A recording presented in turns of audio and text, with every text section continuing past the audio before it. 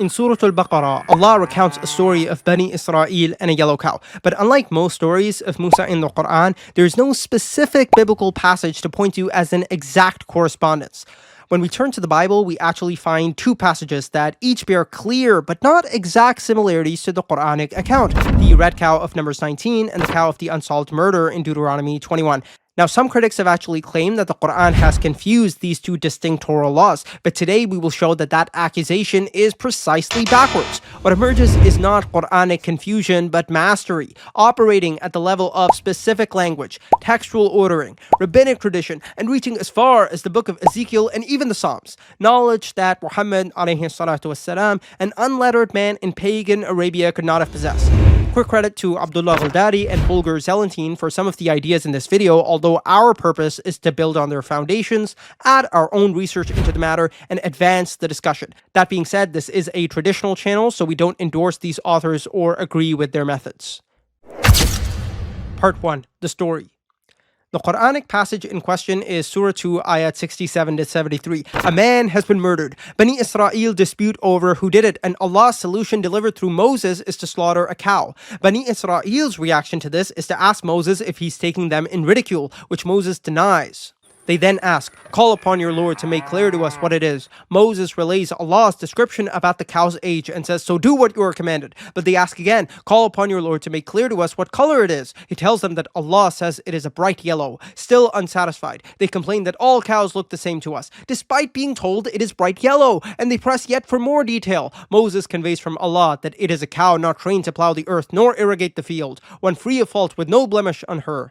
Only then do they declare, "Now you have come with the truth," and they slaughter the cow, although they could hardly do it. The wisdom is then revealed. Allah commands a piece of the cow to be struck against the slain man. He comes back to life long enough to name his killer, and justice is served. Part 2. The Biblical Laws. The story relates to, but does not exactly correspond to, two biblical passages, Numbers 19 and Deuteronomy 21. Now, Numbers 19 deals with ritual impurity caused by contact with a corpse. The prescribed remedy is the sacrifice of a red cow whose ashes are then used in a purification ceremony. The clearest correspondence with the Quran is the description of the cow. The cow in Numbers is red, perfect without blemish, and one on which no yoke has been placed. The Quran's sacrificial cow is similarly bright yellow, sound without blemish, and neither yoked to plow the earth nor to irrigate the field. Therefore, both the Quran and Numbers 19 describe the sacrificial cow's interesting color, unblemished condition, and freedom from a yoke. Especially interesting is how Numbers 19 describes the cow as tamima, ashir ain bamum, whole/perfect, in which there is no blemish, while Surah Al-Baqarah ayah 71 describes the cow as musallamatul la shi'ata fiha, sound/whole with no blemish in it. In both cases, the description follows the same two-part structure. First, a positive adjective of completeness, tamima versus musallama, and second, a negated statement denying defect, ashir ain bamum/la shi'ata fiha. This parallel sequencing, affirmation followed by negation, creates a striking rhetorical resemblance, suggesting a textual connection between these passages. As for Deuteronomy 21, it describes the law for unsolved murders. If a body is found in a field and the killer is unknown, the elders of the nearest town take a heifer that has never been worked, break its neck in a valley, and declare, "Our hands did not shed this blood," asking God to absolve them of blood guilt. Upon this, God absolves their blood guilt. The connection to the Quran is immediate. Both involve an unsolved murder, and the solution in both is the killing of a cow that has never been yoked. Crucially, both use paired negation phrases to express the cow's unworked condition. The Quran says the cow has neither trained to plow the earth nor to irrigate the field, and Deuteronomy 21 says a heifer that has never been worked, one that has not pulled in the yoke. This is beyond a thematic connection. It reaches down to precise phrasing. It is also worth noting that both the cow in Numbers and the one in Deuteronomy must be free from the yoke, suggesting that the Torah itself may be connecting these two passages. By the way, for this video as a whole, keep in mind that the explanations, intertextual connections, and analysis are based on plausibilities. The ultimate knowledge is with Allah. Keep this in mind, even though I am using stronger language. Part 3. The contrast. The Quran does not randomly diverge from Deuteronomy 21. It tells a story that is similar on the surface, but it's opposite in the details. Consider the following. A. In Deuteronomy, the murder is genuinely unsolved. The elders declare, "Our hands did not shed this blood, nor were we witnesses." In the Quran, the murder is not truly unsolved but concealed. Bani Israel secretly know who did it, but they are hiding the killer's identity. Thus, Ayah 72 says, "You slew a man and disputed over it, but Allah was to bring out that which you were concealing." Opposite 1, unsolved versus concealed murder. B. Per Numbers 35, 33 to 34, when blood is shed, the land is polluted. The only atonement for the land is the shedding of the killer's blood in return. But sometimes the killer's identity will be unknown. What then? That's where the ritual in Deuteronomy 21 comes in and provides the solution. When a murder cannot be solved, kill a cow in a running valley and declare yourselves innocent. This act does not solve the crime, rather it acknowledges that humans cannot solve every crime. In the Quran, the sacrifice serves the opposite purpose entirely. It is not what you do when you cannot solve the murder, it is the very mechanism by which the murder is solved. Allah raises the victim back to life through a piece of the sacrificed cow. The victim reveals the killer's identity and the murder is solved. Opposite 2, acknowledgement of an unresolved murder versus the means by which to resolve a murder. C. In Deuteronomy, the community is held guilty by default, but they are actually innocent, which is why they testify that they neither committed nor witnessed the murder. In the Quran, the community is actually guilty, some by commission, some by concealment. Opposite 3, innocent community versus guilty community. D. In Deuteronomy, God holds the community collectively responsible for a murder they had no part in, and the ritual lifts that default guilt. That is why in the ritual they pray to God to absolve them of their blood guilt, and then God absolves them. Since the killer cannot be found, the guilt is on the community as a whole, even though they had nothing to do with the crime. In the Quran, there is no collective guilt on the innocent. Bani Israel are held guilty because they are hiding the killer's identity. Further, either this party or Bani Israel in general act rebelliously towards Moses, refusing to slaughter the cow until they get more descriptions. They are guilty for this, but note that the guilt is because of sin, not a default guilt on the innocent. The Quran's principle is clear. No bearer of burdens will bear the burden of another. Deuteronomy 21, at least on the surface, seems to break this rule, but Allahu A'lam. Opposite 4, guilt on the innocent versus guilt on the sinful. E. In Deuteronomy, Bani Israel are humble. The elders wash their hands, make their solemn declaration, and call on God in genuine submission to absolve them. In the Quran, they are the opposite, arrogant and rebellious. They accuse Moses of mocking them and repeatedly tell him to call upon your Lord, as if Allah is not also their Lord. And after Moses answers their first request for clarification, he says, "So do what you are commanded." And yet, they still ask for the cow's color. And when they're told that it is bright yellow, a vivid, rare color, they say all cows look alike to us, even though yellow cows are rare. When the third and final description comes, they have the audacity to tell Moses, "Now you have come with the truth," as though Moses had not come with the truth before. And even then, they slaughter the cow only reluctantly. Opposite 5, humility versus arrogance. Given that Deuteronomy 21 is a prescriptive law, it represents the ideal of how the law expects Bani Israel to act in such situations. But the Quranic story is a historical account, and hence shows us how they actually behaved when such a situation had arisen among them. This contrast may highlight how Bani Israel failed to live up to the ideal that the law did or would expect from them. All these differences are not the fingerprints of confusion. Confusion produces randomness or specific misunderstandings. What we find here is the opposite, theologically significant and consistent differences from Deuteronomy 21 that point to intentional contrast. A story so consistently the opposite of Deuteronomy 21 that it challenges the claim that the Prophet ﷺ merely heard the passage secondhand, misunderstood it, and incorrectly reproduced it in the Quranic account. Further evidence that these reversals are deliberate rather than accidental can be found in the Quran itself. The same pattern appears repeatedly within its pages. Here are 2 clear examples involving Bani Israel from this very surah. The first concerns Deuteronomy 5, where God establishes his covenant with Bani Israel and they respond, "We hear and we will obey." Ayah 93 of this surah covers the very same event, but in it, Bani Israel say the precise opposite. "We hear and we disobey." The reversal is not merely conceptual. The Arabic itself produces an interlinguistic pun on the original Hebrew of Deuteronomy 5, where the Hebrew reads "Shama'nu wa asinu." The Quran renders it "Sami'na wa asayna," a phonetic echo that inverts the meaning. The second example comes from ayahs 246 and 249. In 246, Bani Israel ask for a king so they may fight in Allah's path. But when fighting is actually prescribed for them, they turn away except a few of them. In Ayah 249, which is part of the same story, the king announces to his troops that Allah will test them at a river. Whoever fails the test will not remain in the army. Lo and behold, most of the army fail to be obedient to the king, and hence they disqualify themselves from the army. Only a few are left to proceed to the enemy. The theme is clear. Only a small group from Bani Israel wanted to fight. In the parallel biblical account in Judges 7, however, the story functions in the complete opposite way. Rather than Bani Israel turning away from battle, the problem is that too many have volunteered. God says the troops are too many, and hence orders Gideon to command the fearful to go back. 10,000 leave based on Gideon's order, not out of disobedience.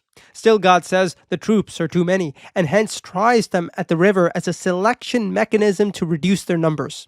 Through this trial, 300 are selected to fight, but importantly, the test is not announced to them, only to Gideon. God tells Gideon that whoever laps will be chosen, and whoever kneels down won't be. Gideon doesn't communicate this to the troops, just shifts them based on their behavior, meaning the troops don't actively disobey.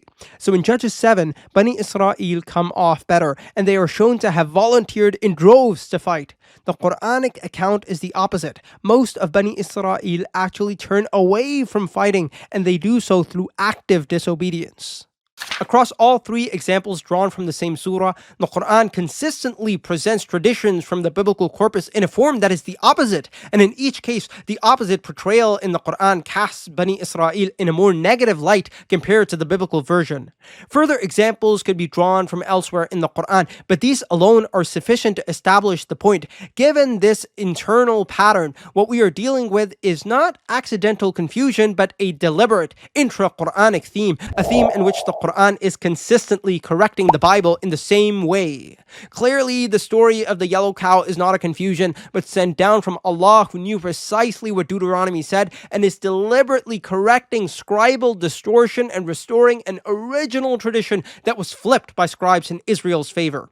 Alternatively, these laws are authentic, and Allah is providing the background story upon which they were based, a phenomenon well known in the Torah itself. The truth may actually be a combination of both, and I will explore these possibilities further towards the end of the video, inshallah. I will also discuss Numbers 19's ritual in more detail later in this video. Part 4. The Heart of Stone, Ezekiel 36, and the Haftarah. In Ayah 74, right after the cow story, Allah says to Bani Israel, "Then your hearts became hardened, after that being like stones or even harder." Of course, this is the translation of the meaning. That imagery, a heart of stone, appears explicitly in the Hebrew Bible only in Ezekiel, specifically in chapters 11 and 36, which are similar passages to each other. Ezekiel 36:26, "A new heart I will give you, and a new spirit I will put within you, and I will remove from your body the heart of stone and give you a heart of flesh." But why would the Quran invoke Ezekiel 36 immediately after the cow story? The answer seems to lie in the fact that Ezekiel 36 is itself subtly connected to Numbers 19. Recall how the Quranic story of the yellow cow is related to the red cow ritual in Numbers 19.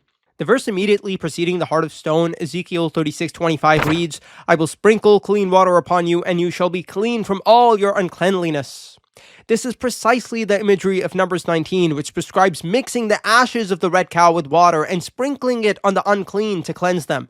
Both passages even share the word nida, used in Ezekiel 36:17 to describe Bani Israel's uncleanliness, and in Numbers 19:13 to refer to the purification water itself.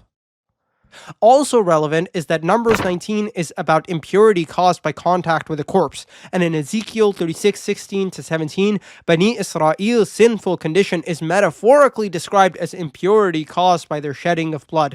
As Dr. Ethan Schwartz puts it, in Numbers, natural death ritually defiles. In Ezekiel, unnatural death, i.e. murder, morally defiles. It is intriguing that the Quranic description of Bani Israel having hearts like stones comes right after a story of them murdering someone, just as Ezekiel describes the heart of stone right after describing them as impure due to bloodshed. Ezekiel 11, the other passage to mention the heart of stone, also follows this order. In verses 1-13, Israel is accused of of bloodshed, and hence will be punished. Then, in verses 14 to 21, God says he will restore them and exchange their heart of stone for a heart of flesh. The rabbis did not miss the connection between Ezekiel 36 and Numbers 19. For each Torah portion, they appointed a corresponding passage from the prophetic books, a prophetic passage they believed reflected each Torah passage. This companion reading is called the Haftarah, and it is chanted in synagogues. The Torah portion of the red cow is Parashat Parah from Numbers 19. It's appointed Haftarah, enshrined in the Babylonian Talmud Megillah 30, confirmed in the Shulchan Aruch, and proclaimed in congregations to this day is Ezekiel 36. The rabbis heard in Ezekiel's word the heartbeat of Numbers 19, and so they bound them together in the liturgical canon. Targum Jonathan further confirms that the rabbis connected these passages. It paraphrases Ezekiel 36:26 as follows: "And I will forgive your sins as though you had been purified by the waters of sprinkling and by the ashes of the cow sin offering. And you shall be cleansed of all your defilements, and from all your idols I will cleanse you." Not only are the red cow's ashes explicitly referenced here, but even the rendering of waters of sprinkling here matches how the Targum translates a similar term in Numbers 19. Furthermore, even many biblical scholars, such as Moshe Greenberg in the Anchor Yale commentary on Ezekiel, have linked Ezekiel 36 to Numbers 19. In light of all of this, consider what the Quran has done. It tells the story of the yellow cow, recalling Numbers 19 with precision. And then, in the very next ayah, it invokes the heart of stone, the central image of Ezekiel 36, the exact passage that rabbinic tradition had paired with Numbers 19 as its prophetic counterpart.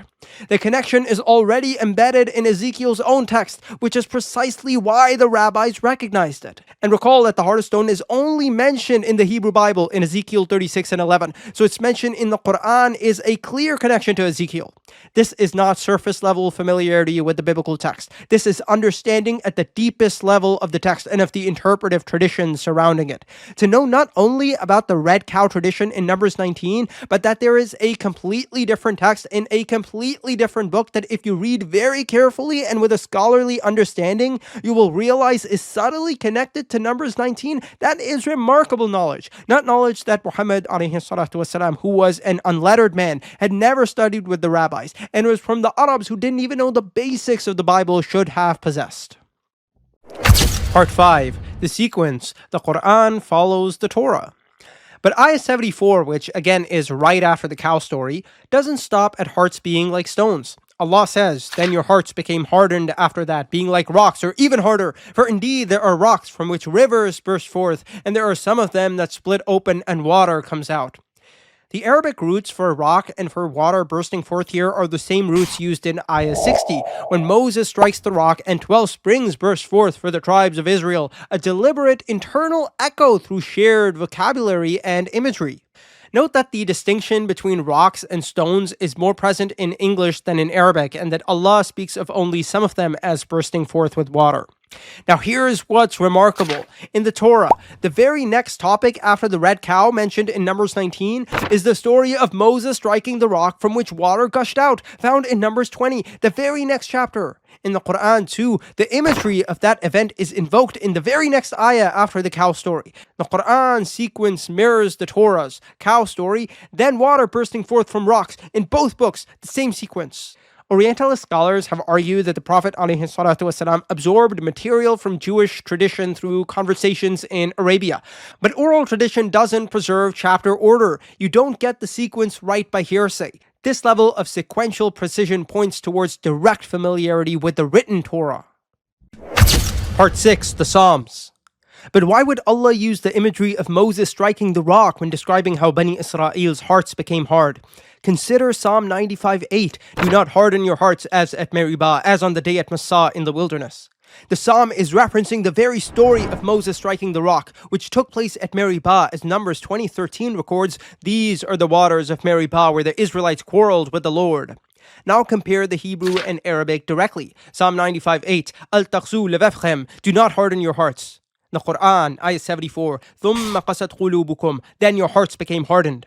The Arabic word for harden, qasat, matches the Psalm's Hebrew for harden, taqsu. So the Quran invokes the imagery of the events that occurred at Meribah to discuss Bani Israel's hardened hearts. And Psalm 95:8 explicitly links those events to Bani Israel's hardened hearts, a clear connection. But it doesn't end there. Notice the phrasing of the ayah again. For indeed there are rocks from which rivers burst forth, and there are some of them that split open and water comes out, and there are some of them that fall down from the fear of Allah. Let's compare this with a different psalm, Psalm 78, which also refers to the same events of Numbers 20. Verses 15 to 16 of this psalm read as follows. He split rocks open in the wilderness and gave them drink abundantly as from the deep. He made streams come out of the rock and caused waters to flow down like rivers. Note the correspondences with the specific phrasing. Verse 16, which says, He made streams come out of the rock and caused waters to flow down like rivers, matches Allah's statement, For indeed there are rocks from which rivers burst forth. The Arabic for rivers in the Quran is al-anhar, which matches the Hebrew of the psalm, which uses the Hebrew word nahar.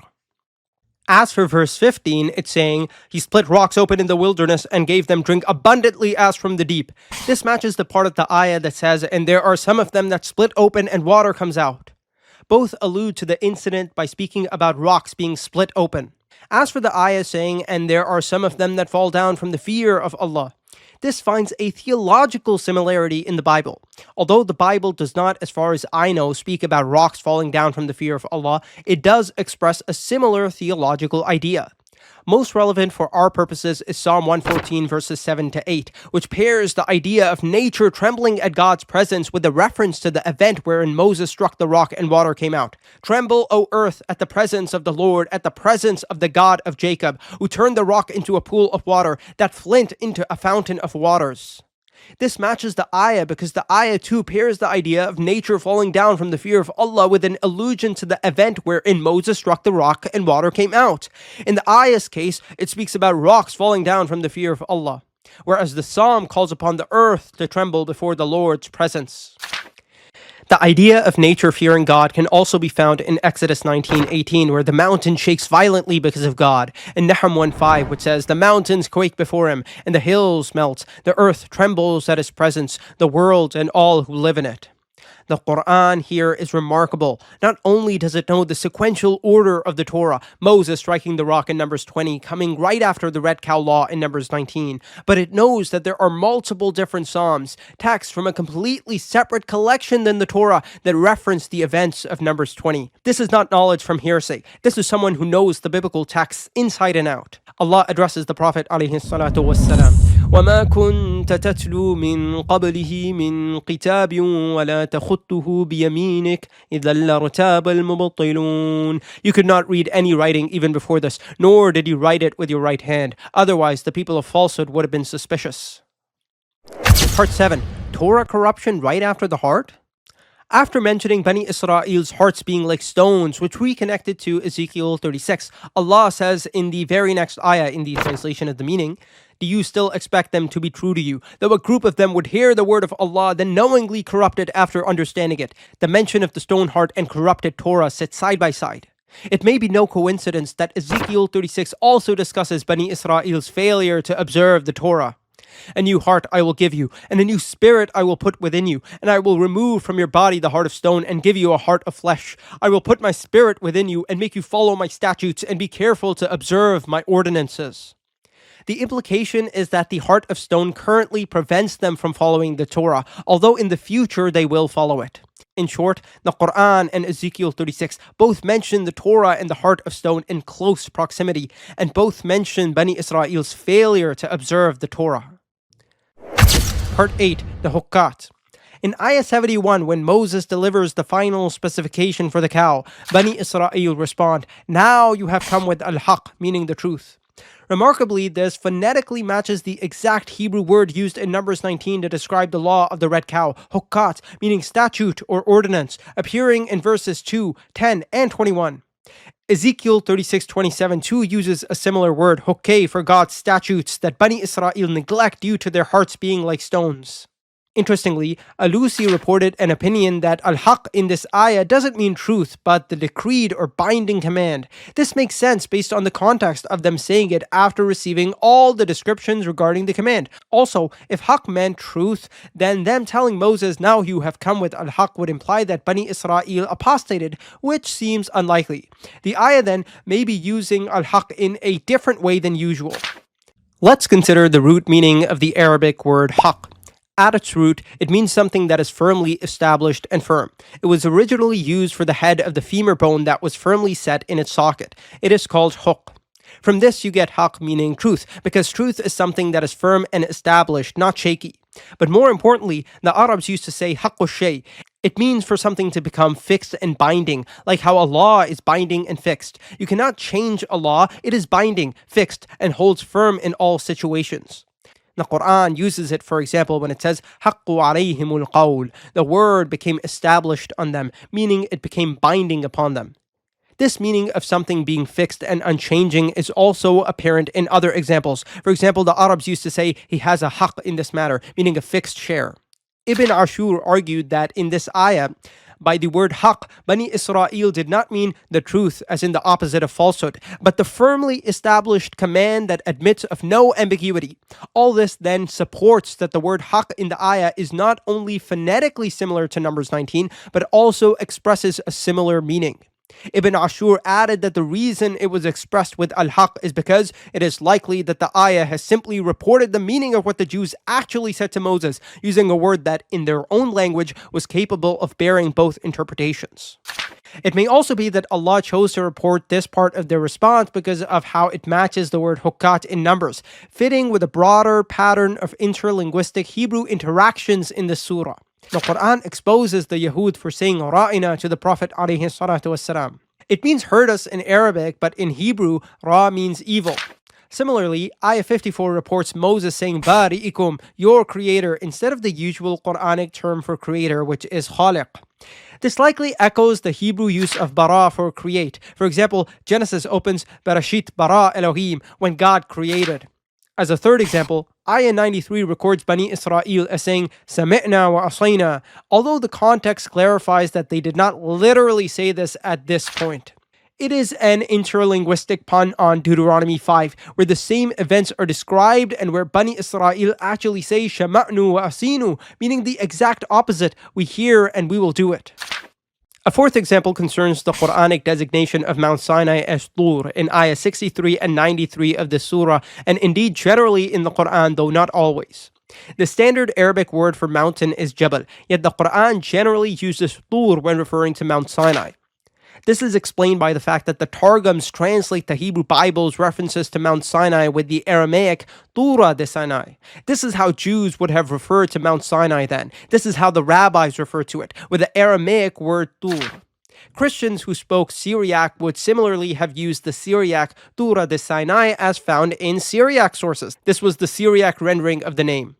The Quran's general use of Tur instead of Jabal then shows knowledge of how Jews and Christians would refer to the mountain in Aramaic and Syriac. Returning to Huqqat, the similarity extends into the very concept of what a Huqqat is according to the rabbis. In rabbinic tradition, Huqqat refers specifically to commandments with no apparent rational justification. Rashi, commenting on Exodus 15:26, defines them explicitly as decrees of the king against which the evil inclination objects, and lists the law of the red cow among them. The law of Deuteronomy 21 also appears in a variant reading of Yoma 67b from the Babylonian Talmud as such a commandment. Midrash Tanhuma Mishpatim 7 lists the cow of Deuteronomy 21 among commandments that the evil inclination rebels against, for they have no apparent reasoning. In other words, a Huqqat. The reason one would assume is to do with the complicated yet unexplained nature of the ritual. And for Numbers 19, Midrash Tanhuma Huqqat 7 lists the red cow as one of four things that the evil drive would refute as irrational. For each, the word Huqqat is written. Even Solomon, despite his legendary wisdom, could not understand the red cow decree per Huqqat 6 of this midrash. The mystery is twofold. First, the red cow both purifies the impure person and renders the priest performing it impure, a paradox that the rabbis grappled with extensively. Second, the process itself seemed like sorcery to them. Huqqat 8 of this midrash records a stranger challenging Yohanan ben Zakkai. These things which you do seem like a kind of sorcery. You bring a heifer, burn it, pound it, sprinkle 2 drops on the impure person, and say, you are clean. The rabbi answers the stranger, but after he leaves, both the rabbi and his students agree that the answer was weak. He tells his students, "A corpse does not defile, nor does a heifer purify, nor does water purify. Rather, the Holy One has said, I have enacted a statute. You are not allowed to transgress against my decree. Thus it is written in Numbers 19:2. This is the Huqqat of the Torah." This all maps precisely onto the Quran. Bani Israel came to Moses to resolve a murder, and his solution as given by Allah was to slaughter a cow. To Bani Israel, this made no sense. What did slaughtering a cow have to do with solving a murder? Hence, they told Moses, "Are you mocking us?" The command was a huqqat in practice. Its rationale was not apparent on the surface. Its wisdom only revealed at the end when Allah raised the victim through a piece of the cow. In a similar fashion, the rabbis acknowledged that huqqat do in reality have a wisdom behind them, but that wisdom had simply been kept as a mystery. Huqqat 8 in Midrash Tanhuma records a rabbi saying, "The Holy One, blessed be He, said to Moses, 'To you I am revealing the reason for the heifer, but to others it is an unquestioned statute. This is regarding the law of the red cow.'" And in the same Midrash, Rav Huna declared that the wisdom of this law will be revealed in the world to come, quoting Isaiah 42:16 as his proof text. Intriguingly, since the Quranic story of the yellow cow may provide the background story upon which the laws of Numbers 19 and Deuteronomy 21 were based, the story may explain why those laws are so complicated, and hence, to an extent, reveal the rational basis behind them. Bani Israel were once told to slaughter a cow. Any cow would have originally sufficed, but their repeated questions turned a simple command into an impossibly specific one. Because Bani Israel made it hard, Allah made the command harder and harder as a punishment upon them. The complicated rituals of Numbers 19 and Deuteronomy 21 may thus stand as a permanent reminder of how they made the law hard upon themselves. The Quranic story cannot have originated from the Prophet ﷺ, an unlettered man raised among pagans with no knowledge of Hebrew or rabbinic scholarship. It came only from Allah. As an important note, the different rabbinic traditions that we've discussed regarding the red heifer are also corroborated by other midrashic collections. You can find the same traditions in Pesikta de Rav Kahana Piska 4, Midrash Tanhuma Buber, as well as Pesikta Rabati chapter 14. You can check the bilingual edition translated by Rivka Ulmer. Additionally, the rabbis haven't invented the idea that the laws of Numbers 19 and Deuteronomy 21 don't seem to have an apparent logic. Rather, they're picking up on something that is in the Torah itself. That's because in the Torah, these two laws are exceptionally complicated rituals with very specific requirements, and yet the reasoning behind their complex procedures is not explained. The reader is left wondering what the wisdom behind God commanding such specific rituals is. Part 9. Resurrection in the Quran, Numbers, and Ezekiel. Previously, we established that both Numbers 19 and the Quran describe the sacrifice of cows with similar and oddly specific descriptions. But the Quranic story is about resurrection. Allah commands a piece of the slaughtered cow to be struck against the dead man, and thus he comes back to life. While the ritual in Numbers seems completely different. It involves slaughtering a cow, then burning it, mixing its ashes into water, and then sprinkling it on an impure person to purify them. What does this have to do with the Quranic story? Although they seem quite different on the surface, a closer look at Numbers 19 reveals quite the similarity. You see, Numbers 19 is fundamentally about purification from contact with death. A person who comes into contact with a dead corpse is in a state of contamination by death. He needs to be rid of this death-associated state. That's where the ritual comes in. A red cow is slaughtered and its ashes are mixed into water. This purification water is called in Hebrew mayim hayim in verse 17, which refers to running water but literally means living water, and it is sprinkled on the impure person to restore his purity. The contrast of living water with impurity caused by death is not coincidental. It is clearly intentional. In a way, the water is used to give the person life after his contact with death because it purifies him from his death-associated impurity. Just as a piece of the yellow cow is used to literally bring a dead man back to life in the Quran, the ashes of the red cow, mixed into the living water and sprinkled on the impure person, serve to metaphorically resurrect that person, restoring them from their death-associated state back to life. Noteworthy is that a number of biblical scholars, such as Jacob Milgram, have argued that ritual impurity in the ancient Israelite worldview was associated with death itself. The late antique Jewish poet Elazar ben Rabbi Kalir recognized a life and death theme in Numbers 19. Why in the ashes of the dead cow there is living water, a sign for the dead, for they are living. In his thesis on the red cow ritual, Joel Human concludes, "The heifer, as a symbol of the old generation Israel, is reduced to dust in the wilderness. By means of the ashes of the heifer and living water, the one contaminated by death is restored to a living relationship with God, even as the new generation is transferred from the wilderness to the land of promise." Pages 228 to 229. Human, Joel Richard, 2011. The Ceremony of the Red Heifer, Its Purpose and Function in Narrative Context. Doctoral Thesis, Durham University. Similarly, the book of Hebrews connects impurity with death and purity with life. For if the blood of goats and bulls with the sprinkling of the ashes of a heifer sanctifies those who have been defiled so that their flesh is purified, how much more will the blood of Christ, who through the eternal Spirit offered himself without blemish to God, purify our conscience from dead works to worship the living God? Now, of course, we as Muslims don't agree with the book of Hebrews saying that Jesus was a sacrifice to God, but the point here is how the book of Hebrews connects impurity with death and purity with life. Now, the theme of resurrection also extends into Ezekiel 36. Immediately after invoking the imagery of Numbers 19 to describe Bani Israel's purification, God declares that he will replace the heart of stone with a heart of flesh and place a new spirit within them, echoing the breath of life he breathed into Adam in Genesis 2:7. This shows that the book of Ezekiel is using resurrection imagery to depict Bani Israel's transition from disobedience to righteousness. This becomes even clearer when read in light of the next chapter. In Ezekiel 37, God shows Ezekiel a valley of dry bones and resurrects them, then explicitly tells Ezekiel that this vision represents what he will do for Bani Israel when he restores them. Crucially, the act of resurrection in that vision, the breath of life entering the dry bones in verses 9 to 10, is made to correspond directly to God pouring his spirit within Bani Israel in verse 14. Since the two are presented as parallel, the new spirit of Ezekiel 36 must also carry the same meaning. It is resurrection imagery, signifying Bani Israel's restoration from a state of spiritual death to one of life. What also supports this is Ezekiel 36 talking about the heart of stone being replaced by a heart of flesh.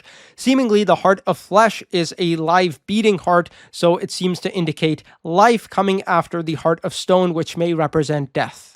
In short, what initially appeared to be quite different, the Quran describing a cow used for resurrection, while Numbers 19 describing one for purification, turns out to be closely related at its core.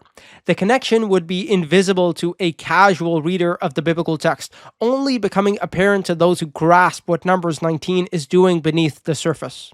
The Quran, in other words, did not confuse Numbers 19. Quite the opposite. Allah revealed a story that reflects the symbolic meaning of the red cow ritual, the contrast between impurity from contact with death and the living water used to remove that state. Historically, it seems plausible, if not likely, that the law of Numbers 19 was given by Allah as a deliberate echo of the yellow cow incident, one that the original audience would have recognized. As the yellow cow story faded from Bani Israel's memory, however, the echo was forgotten. Alternatively, the echo exists because it is a remnant of the initial yellow cow story that was mishandled by scribes. Part 10. No ashes. In Numbers 19, after being slaughtered, the cow is burned and turned into ashes. The Quran's cow, on the other hand, is slaughtered but not burned into ashes. Why? Because in Numbers, the cow must be burned and its ashes preserved for Bani Israel so that the purification ritual can be repeated whenever someone from Bani Israel comes into contact with death. See verse 9. Mishnah Parah 3:5 records a tradition according to which only 7 or 9 red cows were sacrificed in Bani Israel's history. The first was prepared by Moses and the second by Ezra, meaning that the first cow's ashes lasted many generations. In fact, the tradition actually implies that the ashes from the cow that Moses slaughtered lasted even after the time of Ezra. But in the Quran, the cow is slaughtered for a one-time incident to resurrect a specific victim after a specific murder. A piece of the slaughtered cow is enough. There's no need to burn it and make it into ashes so that it may be preserved for future use as required. If the Quranic story also involved burning and turning the cow into ashes, this would have been seen as a mistake by the Quran, because the reason for turning the cow into ashes is simply not present in the Quranic story. But the Quran avoids this mistake because it is actual history coming from Allah, who knows why the cow is burnt in Numbers. When Allah historically ordered Bani Israel to slaughter a cow, He did not tell them to turn it into ashes because there was no need. Later, when the law of Numbers was given, there was a need to turn it into into ashes, so burning was prescribed in numbers. Part 11. How is the cow killed? A detail that proves too much. How is the cow killed? In the Quran, the method is clear. Tadhbahu, slaughter, cutting the throat, standard method. Numbers 19:3 agrees. The red cow is slaughtered normally. But Deuteronomy 21:4 says the elders shall break the heifer's neck in the valley. Not slaughter, neck breaking. The Mishnah confirms that the throat is not cut. They break the neck of the heifer from behind with a cleaver. This is odd. It goes against the normal method. Why? To answer this question, we must look at the purpose of the killing of the heifer in the first place in Deuteronomy 21. The JPS Torah commentary discusses this at length. It summarizes the different possibilities that scholars have raised as to why the heifer is killed. It is a sacrifice, a symbolic or vicarious execution of the murderer, the representation of the penalty the elders will suffer if their confession of innocence is not true, the means of preventing the animal laden with guilt from returning to the community, or a reenactment of the murder which removes blood pollution from the inhabited to an uninhabited area. The commentary dismisses the idea that it's a standard sacrifice. The priests aren't present, it's not done at an altar, and the blood isn't sprinkled. The very fact that the neck isn't broken also shows this. It's not a sacrifice. The heifer is killed for some other reason. The correct explanation seems to be that the killing of the heifer either represents a symbolic execution of the unknown murderer or a violent reenactment of the crime itself. The victim's corpse in Deuteronomy 21:1 is described as halal, which signifies a wounded corpse, usually by stabbing per the JPS commentary. It would make sense then that the brutal method of breaking the heifer's neck reflects the victim's brutal death or the violent punishment that the killer deserves. Out of all the options, the JPS commentary considers the view that the killing of the heifer reenacts the murder to be the most likely. This makes sense considering that after the elders break the heifer's neck, they are to wash their hands over it and declare, "Our hands did not shed this blood." The rabbis also seem to have thought along similar lines. Sota 46a declares, "Let something that did not produce fruit come and have its neck broken at a stream that does not produce fruit, and atone for the murder of one who was not given an opportunity to produce fruit." In this tradition, the details of the ritual, including the heifer, are seen as mirroring the victim. Having now understood the purpose of the heifer's death in Deuteronomy 21, we can appreciate why the neck is broken instead of slaughtered. It is broken precisely because it is not a sacrifice. Rather, it is part of the reenactment of the murder or a representation of the killer's punishment. In this light, the Quran's choice of standard slaughter reveals profound understanding of the logic of Deuteronomy 21's ritual. In the Quranic story, the cow is not killed to symbolically execute the murderer or to reenact the crime. It is killed because Allah is demonstrating His power to raise the dead. Since the very purposes that necessitated breaking the neck are absent in the Quran, it wouldn't make sense to kill the cow by breaking its neck. Standard slaughter, being the norm, is entirely appropriate. This is not something you get from a surface reading. You could read Deuteronomy 21 many times and not realize why the neck is broken instead of the throat cut. It requires a thorough, scholarly grasp of Deuteronomy 21. This is entirely inconsistent with the idea that the Prophet ﷺ misheard Deuteronomy 21 and fabricated the Quranic story as a result. Rather, the one who sent down the story of the yellow cow knows exactly what Deuteronomy 21 says. Since Allah sent down both the Quran and the Torah, He tailored the details of each command, including how the animal is killed, to match the distinct purposes that He intended each one to serve. Alternatively, Deuteronomy 21 is a scribal corruption, and because the scribes changed the purpose of the tradition, they also changed the method of killing. A note: recall the JPS commentary gave another possibility as to why the heifer is killed, a representation of the penalty that the elders will suffer if their testimony of innocence is false. Even if this is correct, which I think is unlikely, it still doesn't match the purpose of the killing of the cow in the Quran. Therefore, it still wouldn't make sense for the neck to be broken in the Quranic story. In the Quran, the cow is not killed as a warning to Bani Israel of the punishment that could descend on them. It is killed because Allah intended to show Bani Israel that He can resurrect the dead, a completely different purpose. Part 12, the golden calf. Thread 1, establishing the connection. Classical Muslim commentators, as for example cited by Al-Qurtubi, suggested that the command to Bani Israel to slaughter a cow was a direct response to their earlier worship of the golden calf. The message was clear: a cow is not worthy of worship. These are the only two stories in the Quran involving Bani Israel and a cow. Both appear in the same section of Surah Al-Baqarah, and both are linked by a shared theme of Bani Israel's disobedience. Here are some further connections. The color. The most visible connection of all may be the color. The calf Bani Israel worshipped was made from gold, as described in Exodus 32, meaning it was golden, while the cow that they were commanded to slaughter in the Quran was bright yellow. The cow's color then was a visual reminder of the golden calf. What further supports this is that Egyptian gods, particularly those descended from Ra, were thought to have gold skin. Richard H. Wilkinson in Symbol and Magic in Egyptian Art writes regarding the color yellow: the flesh and bones of the gods were held to be of pure gold, and thus the yellow metal was the natural material for the construction of images of deities, as much from a symbolic perspective as from considerations of the inherent worth of the precious substance. Two-dimensional representations of deities are also often given yellow skin tones to reflect the mythologically golden nature of their bodies, page 108. On page 116, he reiterates, yellow could also represent the golden bodies of the gods. Barbara Boxar says, in the ancient Egyptian pantheon of colors, yellow has been considered a substitute for gold, the material associated with the sun and the eternal skin of the gods. This helps explain why a people shaped by Egyptian captivity might reach for a golden calf as an object of worship. By commanding them to slaughter a bright yellow cow, Allah encoded a lesson directly into the color of the animal. When Bani Israel saw it, they would have been reminded of the golden calf, and by slaughtering it, they would confront the absurdity of ever having worshipped it. The linguistic echoes. The Quran reinforces this connection through a precise structural echo. After recounting the golden calf, Ayah 52 reads, "Then we forgave you after that, so perhaps you would be grateful." After the yellow cow story, Ayah 74 strikes an almost opposite note, "Then your hearts became hardened after that." Both ayahs share the same construction, thumma, then, and min ba'di dhalik, after that, yet arrive at contrasting conclusions: forgiveness in one case, hardness of heart in the other. Of course, Ayah 74 then continues as well.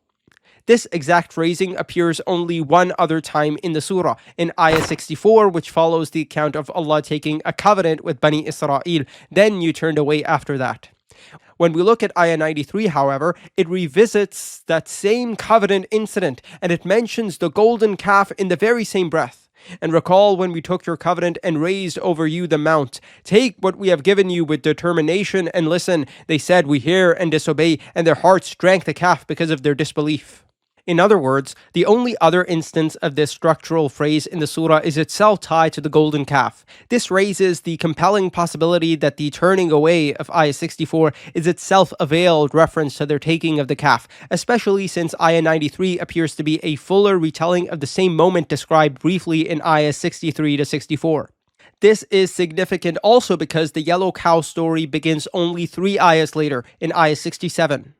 It should be noted, though, that there is another story in the surah mentioned in Ayah 55, and the following ayah, Ayah 56, says after that story, "Then we revived you after your death." This is similar.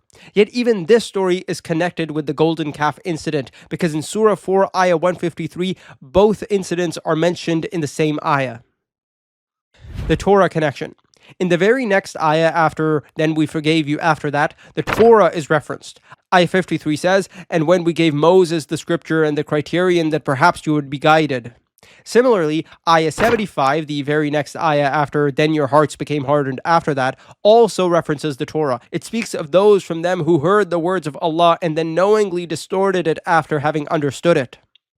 2 stories told in 2 parts.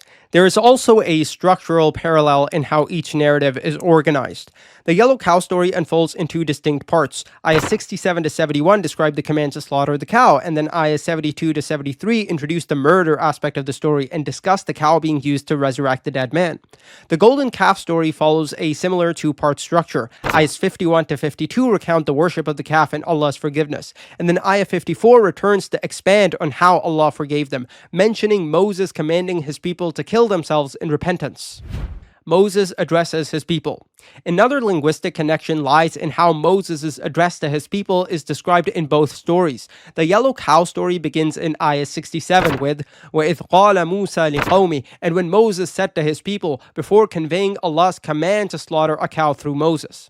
The second part of the golden calf story opens in ayah 54 with the identical phrase, وَإِذْ قَالَ مُوسَى لِقَوْمِهِ, and when Moses said to his people. Before then, Moses commands his people to kill themselves in repentance. These are the only two places in the entire surah where this phrase appears, and it is difficult to regard that as coincidental. Death. There is also a theme of death in both stories. Ayah 72, which speaks of the murder subplot of the yellow cow story, reads, وَإِذْ قَتَلْتُمْ نَفْسًا, and when you killed someone. Ayah 54 has Moses commanding Bani Israel to repent for worshipping the calf, saying, فَقُتُلُوا أَنفُسَكُمْ, kill yourselves. Both employ the same root qatal, and the words nafsan and anfusakum also match. In one story, the worship of a cow leads Bani Israel to have to kill themselves. In the other story, the killing of one of them leads Bani Israel to have to slaughter a cow, the exact opposite. Preceded by similar punishments. The structural parallels extend even to what precedes each story. Ayah 51, which introduces the golden calf incident, is preceded by two ayahs describing how Allah punished Pharaoh's people by drowning them in the sea. The yellow cow story is likewise preceded by two ayahs describing how Allah punished the Sabbath breakers by transforming them into apes. Both preceding stories involve punishment and both involve the sea. Pharaoh's people were drowned in it, while the Sabbath breakers lived beside it and sinned by fishing in it. Surah 7, 163. Both stories also involve Allah saving a group of people. In Surah 7, 165, Allah saves those who forbade evil. The Arabic word anjayna is used. While in Surah 249, Allah reminds Bani Israel, we saved you from the people of Pharaoh. Najjaynakum is used. Both words share the same root. Furthermore, both punishment stories are explicitly framed as warnings and deterrents. Regarding the Sabbath breakers, Surah 266 says, so we made their fate an example to present and future generations and a lesson to the God-fearing. The Arabic nakala is used. Regarding Pharaoh, Surah 79:25 uses the very same word nakala, declaring that Allah seized him as a deterrent example in this life and the next. Surah 10:92 adds another dimension. So today we will save you in body, that you may be to those who come after you a sign. This is regarding Pharaoh. Both punishments then were a lesson for Bani Israel. Resurrection. The yellow cow story ends with a resurrection. A dead man is brought back to life. The golden calf story is immediately followed by another story of a resurrection miracle, Allah raising Bani Israel back to life after they asked to see Allah directly. This is found in ayahs 55 to 56. The heart. The heart is yet another thread binding the two stories together.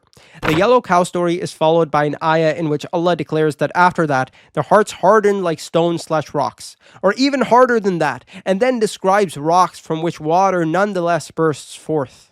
In the golden calf episode, ayah 93 says their hearts drank the calf, a reference to the events of Exodus 32:20, where Moses grinds the golden calf to powder and makes Bani Israel drink it.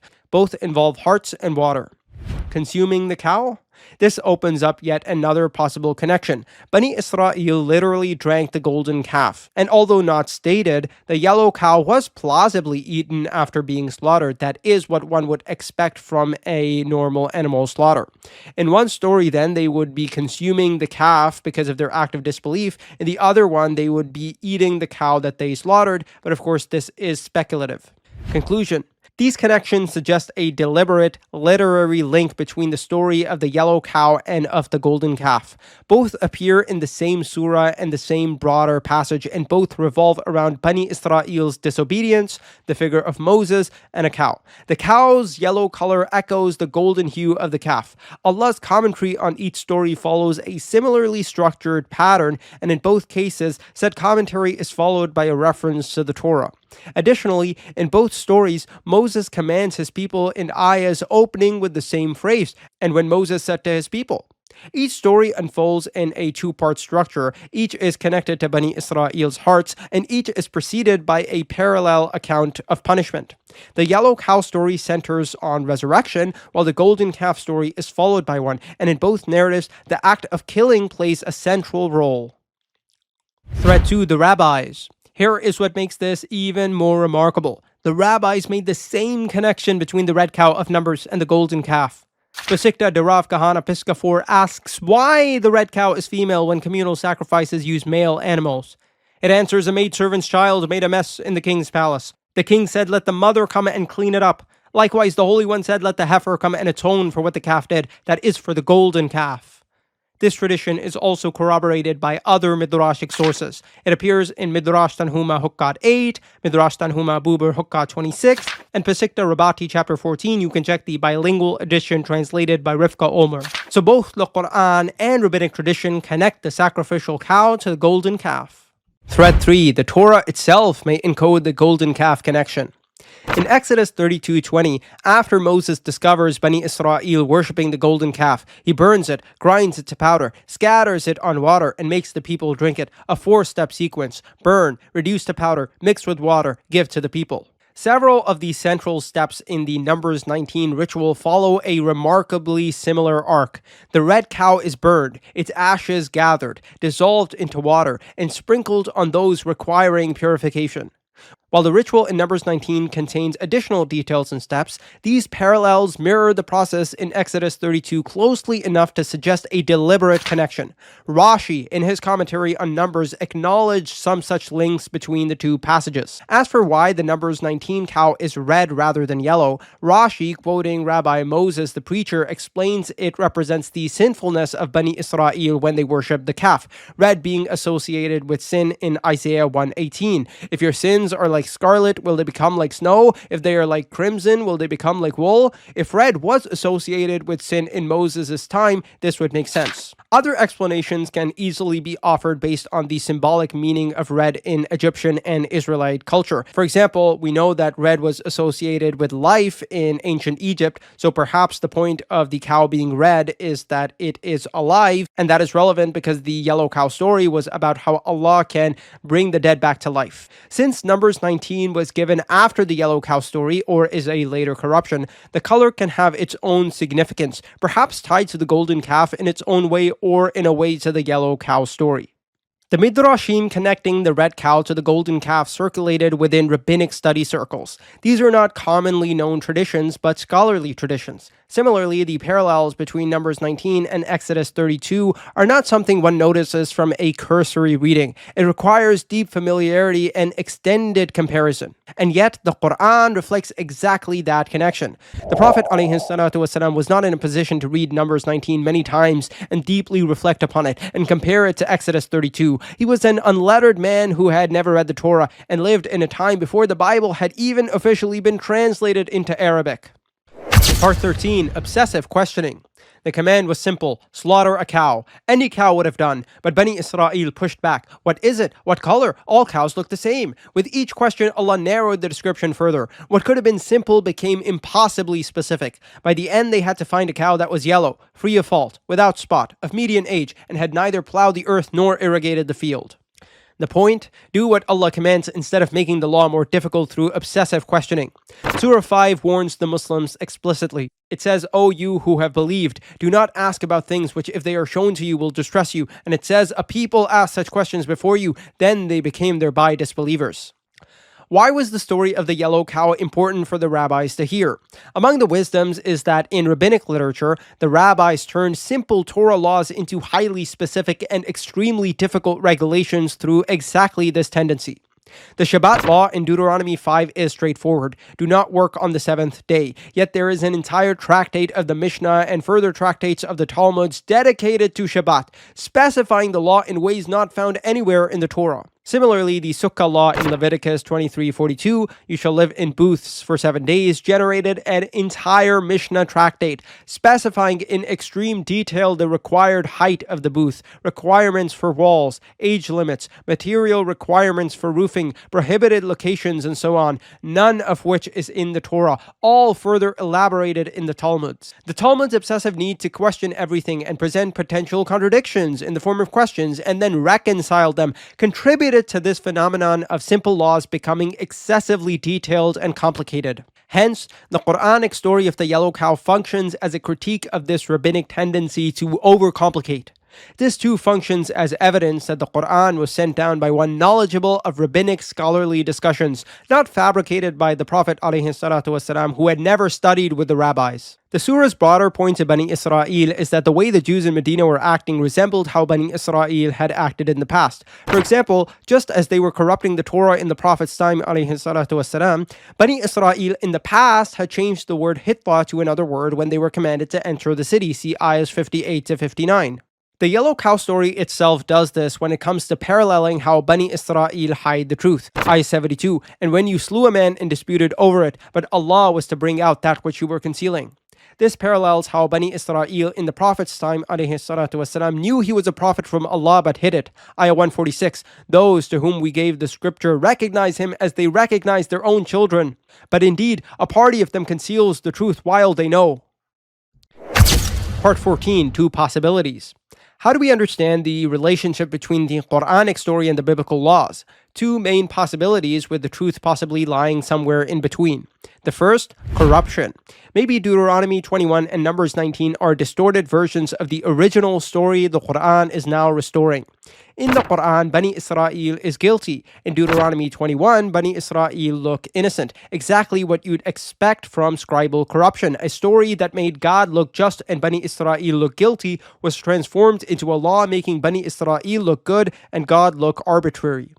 Furthermore, a story about resurrection was stripped of its explicit evidence of resurrection, a plausible Quranic theme, since the Quran on multiple occasions may be suggesting that traditions originally about resurrection were stripped of their resurrection themes by biblical scribes. Compare, for example, the story of Abraham and the birds in Surah 2, Ayah 260 with the account in Genesis 15.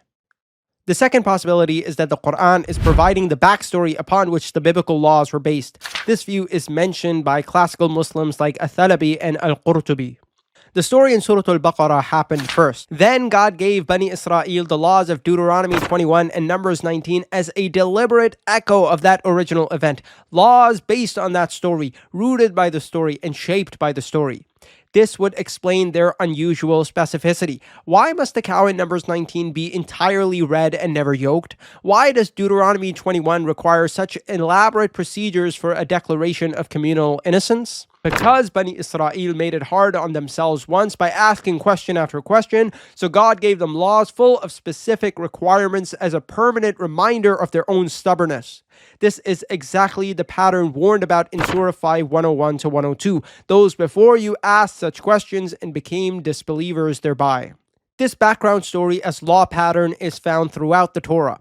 Unleavened bread at Passover because they fled Egypt in haste, Deuteronomy 16. Festival of booths because they lived in shelters in the wilderness, Leviticus 23. Dedication of the firstborn because God struck Egypt's firstborns, Exodus 13. Cities of refuge echoing Moses fleeing to Midian, Deuteronomy 19. Not eating the hip socket because the angel struck Jacob on the hip, Genesis 32. The Sabbath as a reminder that God freed Israel from slavery, Deuteronomy 5.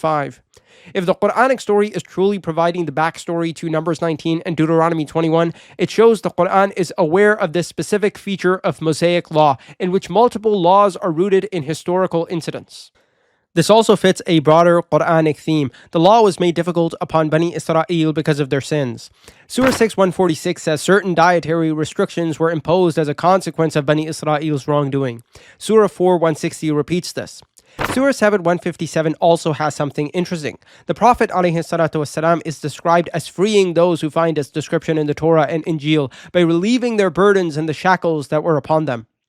Historically, a law for unsolved murders is natural in any legal code. So when God gave Moses such a law, it would naturally reflect the incident Bani Israel had already experienced when an apparent unsolved murder had arisen among them. But the law could not be identical. The original incident involved a miracle of resurrection, which cannot be the permanent method for handling unsolved murders. So we get a naturalistic law in Deuteronomy 21, one that does not involve miracles. The differences are expected when we remember that the Quran is recounting real history, not a made-up story. As for Deuteronomy 21 showing Bani Israel as humble versus the Quranic story showing them as rebellious, this may simply exist because the Quran is providing an actual historical account versus Deuteronomy 21 not being a story but being a law. In Deuteronomy, God is prescribing how Bani Israel should act, not recording how they did act. This also applies to the innocent versus guilty difference. In a prescriptive law on how to behave when there is an unsolved murder, it is expected that the law would assume the people are genuinely innocent, since the law is being prescribed for that exact scenario. But in a real-life situation, if a group committed a murder and it ended up not getting solved, then of course that group would be guilty of hiding the killer's identity. Once you understand the Quranic story is real history, this difference becomes expected.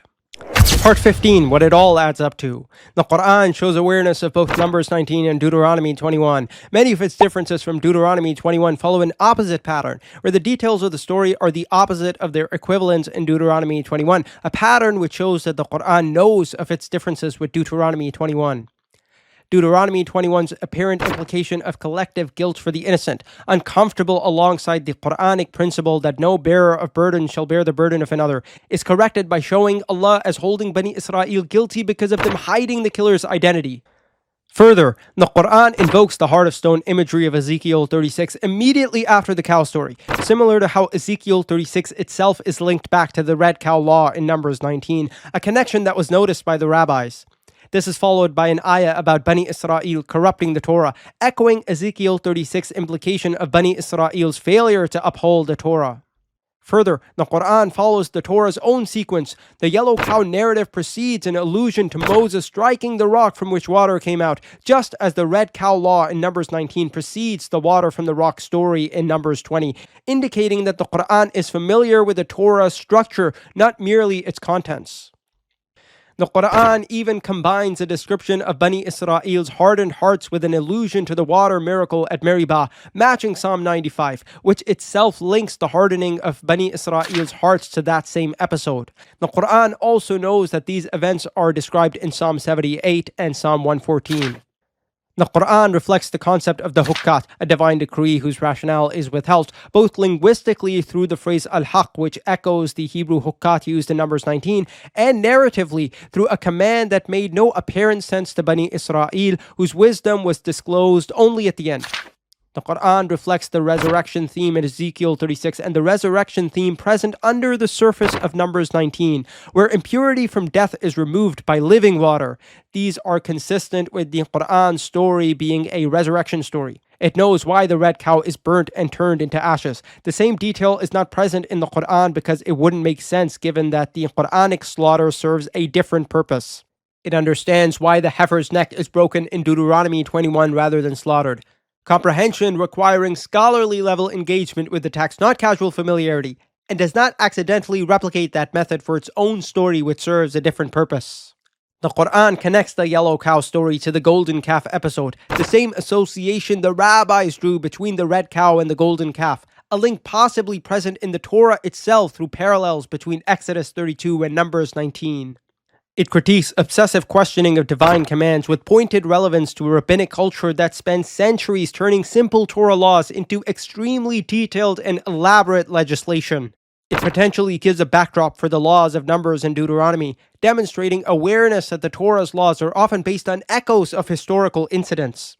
This is not the knowledge of a text casually encountered. It spans the liturgical, the interscriptural, the sequential, the linguistic, the interpretive, the rabbinic, suggesting knowledge of the Torah and its surrounding tradition at an intense level. The Prophet ﷺ could not produce such a text. He was not a rabbi from Babylonia or a priest from Palestine. He hailed from pagan Arabia, a people who did not even know the basics of the story of Moses.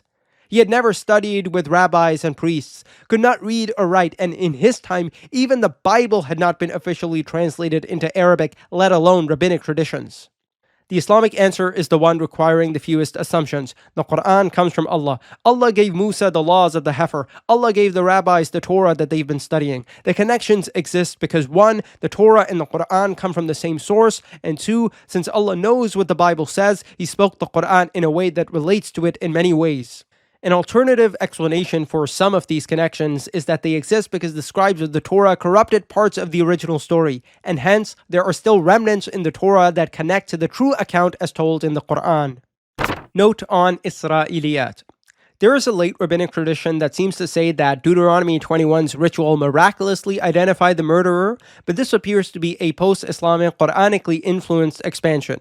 Additionally, Israeliyyat and tafsir literature that expand on the Quranic cow story seem to be a mixture of Deuteronomy 21, Numbers 19, and an unrelated story in the Jerusalem Talmud, Kedushin 31a, about a Gentile boy whose honoring of his parents led to a red cow being born in his house. That story is not the yellow cow story in the Quran, but because it was related to Numbers 19, it appears to have made its way into tafsir literature as an expansion. This is a reminder to be careful with Israeliyyat. We narrate them, and that's fine, but we do not affirm or deny unless we have evidence from Allah.